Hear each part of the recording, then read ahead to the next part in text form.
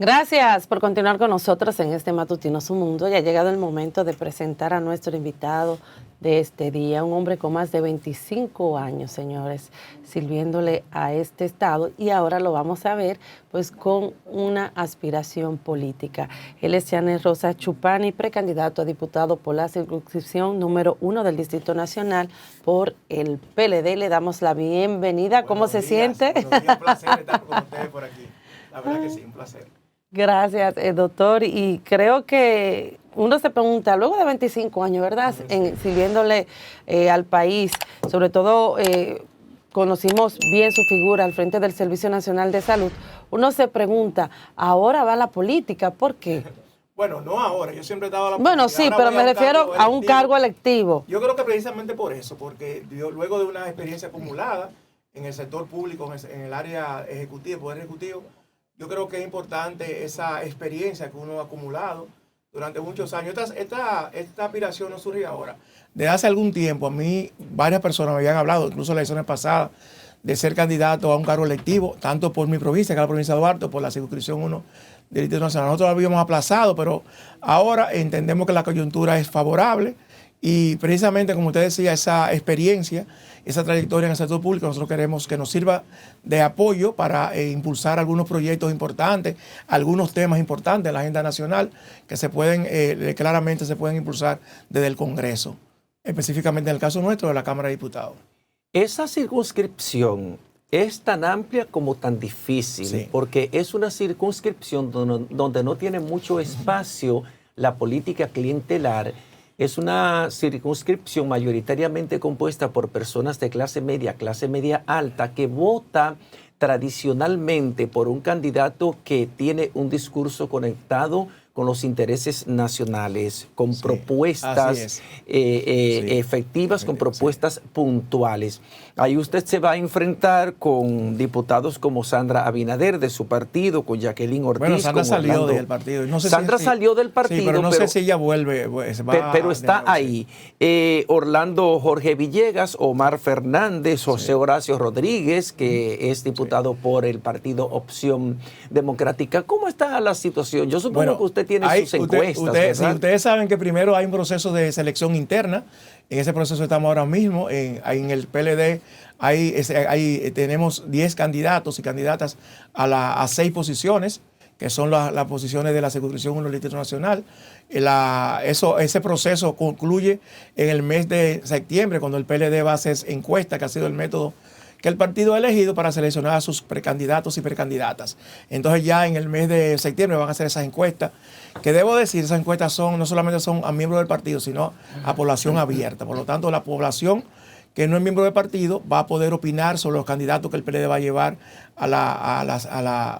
como candidatos, ya que deben ser inscritos en el mes de octubre, de acuerdo a la ley electoral y sus plazos que tiene. Entonces, estamos en este proceso que implica articular, como usted señalaba anteriormente, un discurso, porque yo creo que hay temas importantes, incluso leyes que están en el Congreso hace más de 20 años que son importantísimas, como la ley de agua, la ley de modificación de la seguridad social, etcétera, que son, reitero, leyes importantes y que nosotros creemos que podemos hacer nuestros aportes debido, como decían también anteriormente, a nuestra experiencia. Entonces, en ese proceso estamos en la actualidad.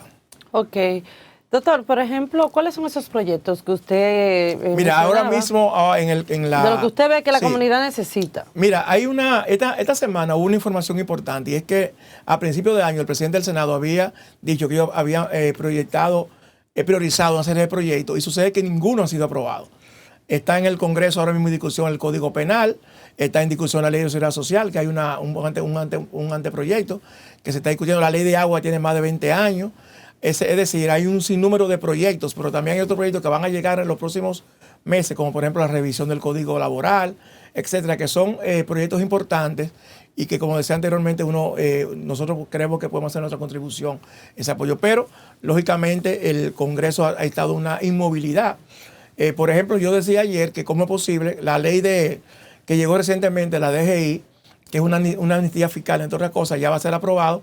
Sin embargo, la ley de hidrocarburos, que ya el señor presidente la sometió hace... No ha sido aprobada. No ha sido aprobada, ni siquiera ha sido mencionada. Entonces, ¿cuál es el nivel de prioridad? La ley de extinción de dominio. Bueno, el proyecto de ley de extinción de dominio ya es ley. Que hay ley, pero ahora hacer una modificación. Lo que me refiero parece, con eso que parece que tiene que ver voluntad política, ¿verdad? Para aprobar las cosas. Obviamente. Porque mira el Código Penal, más de 20 años. Más de 20 años y no sale. Exacto. Entonces son leyes prioritarias. La ley de agua, como le decía anteriormente, que es una ley que se ha discutido también por más de 20 años, no salen esas leyes.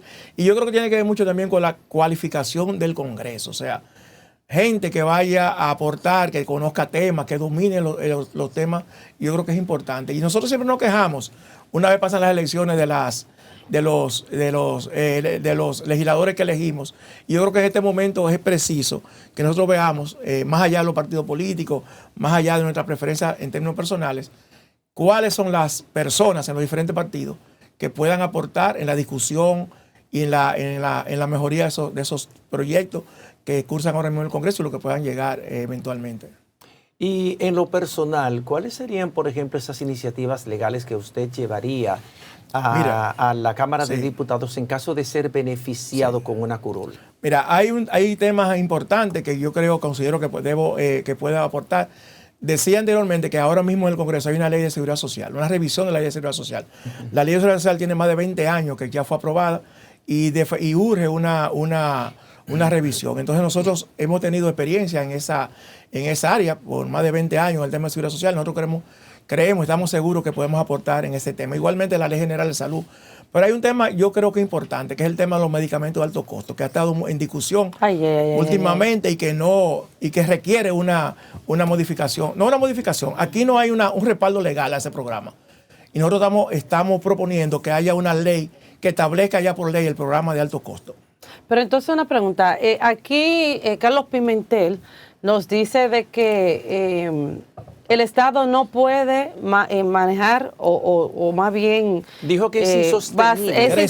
No puede sostener ese programa. Exactamente el programa por más de 8 mil millones de pesos. Pero ahora la gran pregunta, él dice que son las ARS que deben de asumir este programa y yo digo que si las ARS lo asumen, ya usted sabe lo que pasa, porque las ARS no te cubren casi aquí nada. O sea, en el sector salud hay personas que tienen que pagan un seguro y tienen que pagar de diferencia un sinnúmero de dinero. Igual con los medicamentos, ellos cubren los medicamentos que ellos quieren y la consulta. Entonces, mira qué es lo que pasa.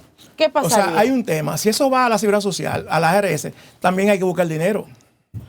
Porque las ARS no lo van a poner de su bolsillo, en su ganancia. El Estado o alguien tiene que poner dinero.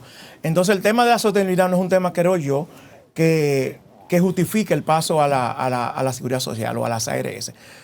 Y no solamente eso, las ARS cobran un 10% de gasto administrativo. Entonces, de esos 8 mil millones, un 10%, 800 millones se van a quedar en la maraña administrativa de la seguridad social. Entonces, yo creo que ese no es el tema. Es un robo, total, usted me excusa, así prácticamente, déjeme decirle, la seguridad social, este programa de alto costo, señores, cubre enfermedades que no cubre la seguridad social. Que ese ha sido el objetivo de ese programa. O sea, aquellas enfermedades, aquellos medicamentos que, por ejemplo, no están cubiertos por la Seguridad Social, los cubre alto costo. Que son sobre todo los tratamientos de alto costo, para enfermedades catastróficas. La llamada enfermedad catastrófica, que no me gusta mucho el nombre porque es un poco negativo, pero así mismo es. Pero están definidas así. Sí, así mismo es. Entonces, en este sentido... Pero ahora mismo lo que quiero decir, no hay un sustento legal. O sea, ese programa puede desaparecer en cualquier momento, porque depende de una voluntad administrativa. Entonces nosotros creemos que se le pueda dar un marco legal a ese programa, de forma tal que no dependa de la voluntad de una institución o del Estado directamente. Exactamente.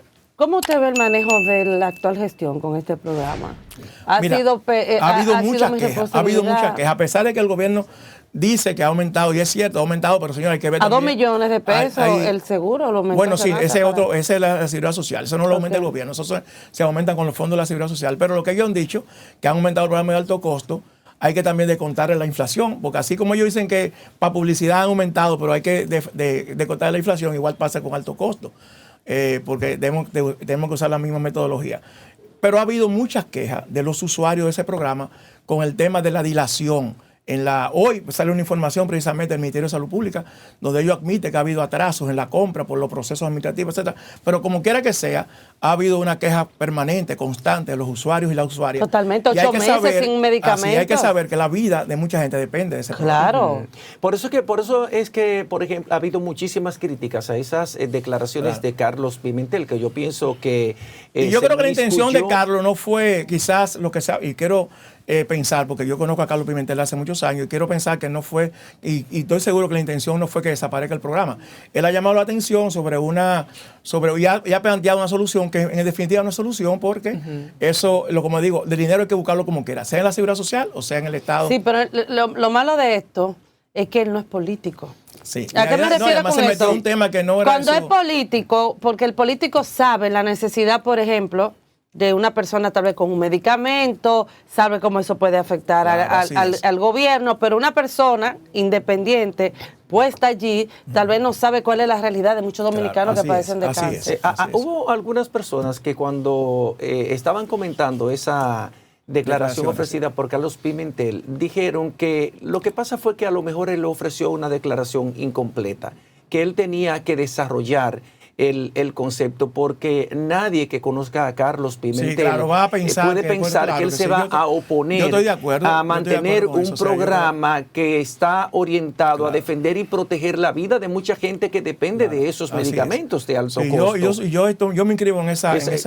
Porque quienes conocemos a Carlos Pimentel sabemos, él lo planteó desde el punto de vista de la viabilidad financiera del sistema. Exacto, o sea, quizás se inscribe dentro de esta aclaración que usted está haciendo, de que debe haber un sustento jurídico legal que garantice la vigencia y sobre todo él hablaba de del tema financiero, como usted bien señala. Claro. El tema financiero, los recursos hay que buscarlos, señores, sea donde sea en la Seguridad Social, sea en el programa de alto costo que maneja el Ministerio de Salud Pública, los recursos hay que buscarlos. Hay que buscarlo de alguna manera. Y este país gasta muchísimo dinero en otro tema. Entonces, eso se hace prioritario, un programa prioritario. Doctor, antes de pasar ya a la parte política, porque yo tengo que hablar algunas cosas políticas con usted, me gustaría saber su opinión, y que usted estuvo al frente de esta entidad, lo que es el Servicio Nacional de Salud. Sí. Hemos visto a Mario Lama, con todo el respeto, que siempre hacía o criticaba la gestión, en este caso de usted, cuando estaba en una emisora, ¿verdad? Participando allí, pero ahora cuando va como director, hemos visto que no da pie con bola. O sea, es un desastre lo que está pasando en los hospitales, pero sobre todo con la maternidad de los Minas, que puso al descubierto todo lo que está pasando con el tema de neonatal. Exactamente. Y me gustaría los informes de las casas reales, que nunca se dio ese informe. Que no sé si también si son nacionales haitianos. Mira, yo creo, no solamente en este caso, yo creo la oposición que hizo el PRM debe llamar una atención a todo el que está en política. Porque hacer una oposición irracional, el ministro administrativo de la presidencia dijo una vez que ellos no sabían que el Estado es tan grande y tan complejo. Paliza lo dijo. Exacto. Entonces, yo creo que eso debe llamar la atención a todo el que está en política. ¿Por qué? Porque uno debe ser honesto de la oposición. O sea, hay temas complejos. Nosotros tenemos un sistema de salud complejo, un sistema de salud que necesita recursos financieros, que es uno de los países que menos gasta en salud, pero también necesita gerencia. Nosotros tenemos, yo creo que el tema fundamentalmente del sector salud es un tema, además de financiero, un tema gerencial. Porque a veces nosotros consideramos que una persona, porque solamente sea médico, puede gerenciar un hospital o puede gerenciar un... y no se trata de eso, no se trata de eso. Entonces yo creo que por ahí viene el tema. O sea, hay situaciones que se han dado, crítica permanente. El sector salud no es fácil. Es un salud, yo decía que siempre que hay un concepto que define el sector salud, que es la complejidad. Y es un sector complejo y que necesita obviamente de una permanente ejecución de medidas porque yo digo, lo que se hace con dinero es lo más fácil.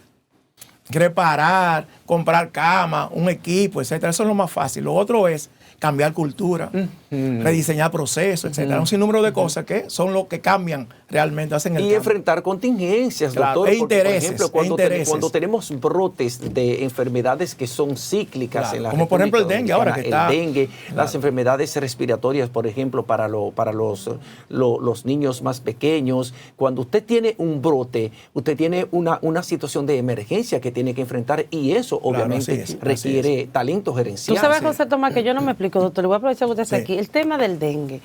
Todos los años aquí saben que aquí hay una época del dengue. Entonces yo lo que digo es, ¿por qué de antemano durante todo un año no hacen campaña, educan, van a los barrios? Nosotros esperamos que esté la crisis pero también exacto, pero ¿por qué? Con el tema del dengue hay un tema también que escapa al sector salud, y es el tema del agua.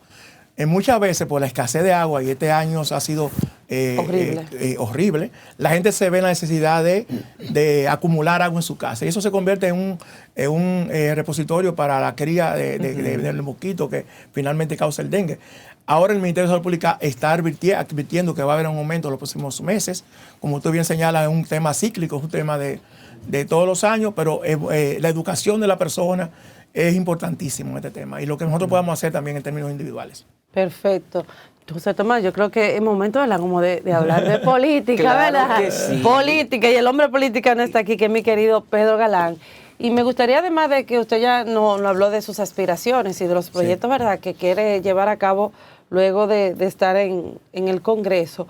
¿Cómo va el PLD? Hemos visto, bueno, un PLD que lamentablemente salió del poder luego de 20 años, con una división, con sus hermanitos de la Fuerza del Pueblo, yo creo que son hermanitos. Los primos. Y se habla de una posible alianza ahora, tal vez, no sé, presidenciales, municipales. Abel dice que no, que se tienen que ir solo para los municipales. Háblanos un poquito. Mira, el secretario, ustedes saben que hay una comisión que se designó, que el PLD designó. Los partidos de oposición también tienen comisión. El secretario general del PLD, Charlie Mariotti, informó esta semana que esas comisiones han estado en negociación. De todas formas, el PLD ha estado seleccionando candidatos en algunos lugares que ya hay consenso. Y la candidatura de Abel, que es importante, ha mejorado sustancialmente. Ustedes saben que nosotros realizamos una marcha que fue muy exitosa. Ahora, el día 3 de agosto, se va a lanzar el sector externo en apoyo a nuestro candidato. Y va a haber un recorrido por 5 provincias del próximo fin de semana, no este, sino el otro, en el Cibao, La Vega, Santiago, provincia de Duarte, Moca, Monseñor Noel y nada, en eso estamos. El PLD está en la calle, el PLD que ha estado renovado después de las ediciones de su último congreso, el Congreso Vidó Medina. Entonces yo creo que eso es importantísimo, que la población sepa y la población que perciba que nosotros estamos de nuevo en la calle, con nuestra propuesta, con nuestros precandidatos y nuestro candidato presidencial, el licenciado Abel Martínez, que fue escogido en una consulta y que va a ser definitiva nuestro candidato que nos va a representar en las próximas elecciones. Con el tema de las alianzas, incluso el propio Abel Martínez es una propuesta. Vamos a ver quién nos va mejor en las elecciones municipales, y entonces a quien le vaya mejor ahí, que apoya a la presidencial el otro. Esa fue una propuesta que no fue respondida por la Fuerza del Pueblo, pero el partido no se cierra a negociación. Sí, pero no fue respondida, pero no sería parte de esa conversación que tuvieron Danilo Medina y Leonel Fernández en Punta Cana, donde participó Abel. Y es verdad, ha habido rumores. A mí no me consta. A mí no me consta. Eso sería épico, José Tomás. A mí no me consta. Yo no tengo Leonel Fernández y Danilo Medina. Se ha hablado de eso, no hay una información oficial. Pero hubo una fotografía que promovieron algunos medios. No la he visto. Hubo una fotografía donde estaban Leonel Fernández y Danilo Medina saludándose y nadie dijo que esa era una fotografía vieja, porque ese es el tema. No la han confirmado, pero tampoco la han desmentido. No la han mentido. Pero vamos a lo oficial, que fue las declaraciones del secretario general del partido esta semana, diciendo que hay negociaciones, que ha habido encuentros entre las diferentes comisiones, ambas comisiones tanto la Fuerza del Pueblo como el PLD, y esa hasta ahora la noticia oficial que tenemos. Pero los más entendidos en las intríngulis del PLD, que es un partido muy sui generis, dicen que el aliado natural del PLD es la Fuerza del Pueblo, porque la mayoría de la gente que está en la Fuerza del Pueblo salió del PLD. Sí, es un hijo del PLD, sí, la Fuerza del Pueblo. Claro, es un desprendimiento del PLD. Pero mientras tanto no depende solamente del PLD, depende también de la actitud de la Fuerza del Pueblo, si entienden que necesita una alianza. Mientras tanto, el PLD tiene que hacer su alianza con los sectores que tradicionalmente han apoyado el PLD. La gente en los barrios, en los campos, en las ciudades, en las calles, que ha sido el sostén del PLD durante 20 años. Entonces eso es nuestro principal aliado. Bueno, pero ya se sabe que también han tenido acercamientos entre sí, el PLD claro, ha habido un proceso de negociación. ¿Y qué usted piensa? ¿Qué usted piensa? ¿Qué usted piensa que debe pasar? No, yo ahí lo que el comité político apruebe, en ese sentido, y lo digo con toda honestidad, yo no tengo una posición definitiva. Yo creo que aquí la alianza se ha maximizado, o también, se ha aprendido como algo que puede resolver todo, o algo que sin eso no habría posibilidad de nada. Y yo creo que no, yo creo que hay comunidades, hay provincias donde las alianzas pueden ser importantes, hay otras que cada uno tiene su fuerza. Chanel, no puedo dejarlo ir ya sin preguntarle sobre su candidato Abel Martínez.